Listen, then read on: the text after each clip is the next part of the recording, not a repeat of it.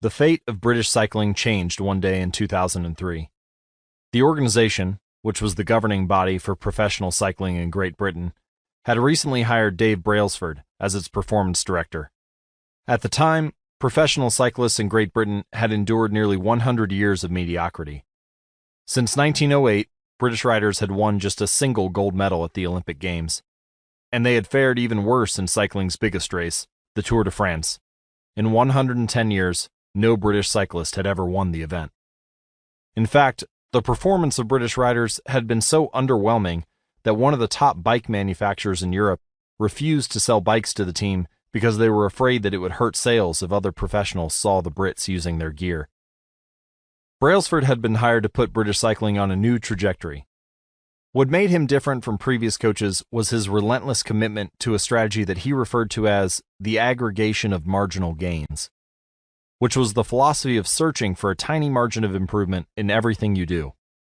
Brailsford said, "The whole principle came from the idea that if you broke down everything you could think of that goes into riding a bike and then improve it by 1%, you will get a significant increase when you put them all together." Brailsford and his coaches began by making small adjustments you might expect from a professional cycling team. They redesigned the bike seats to make them more comfortable and rubbed alcohol on the tires for a better grip. They asked riders to wear electrically heated overshorts to maintain ideal muscle temperature while riding, and used biofeedback sensors to monitor how each athlete responded to a particular workout. The team tested various fabrics in a wind tunnel and had their outdoor riders switch to indoor racing suits, which proved to be lighter and more aerodynamic.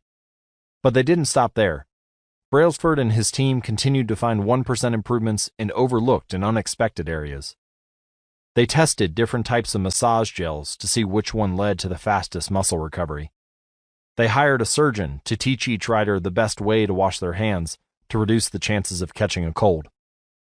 They determined the type of pillow and mattress that led to the best night's sleep for each rider.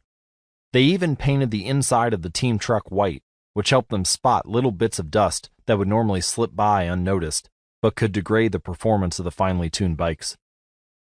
As these and hundreds of other small improvements accumulated, the results came faster than anyone could have imagined.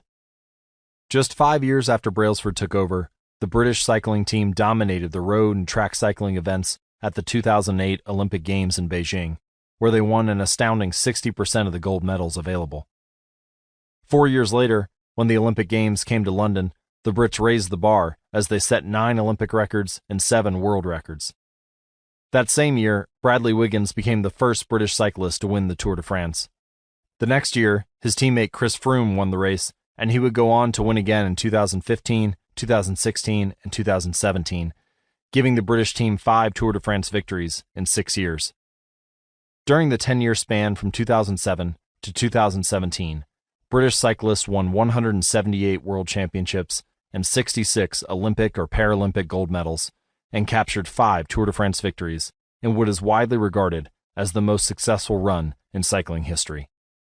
For more information and updates on the British cycling team and their strategies, visit atomichabits.com/cycling. How does this happen? How does a team of previously ordinary athletes transform into world champions with tiny changes that, at first glance, would seem to make a modest difference at best? Why do small improvements accumulate into such remarkable results? And how can you replicate this approach in your own life?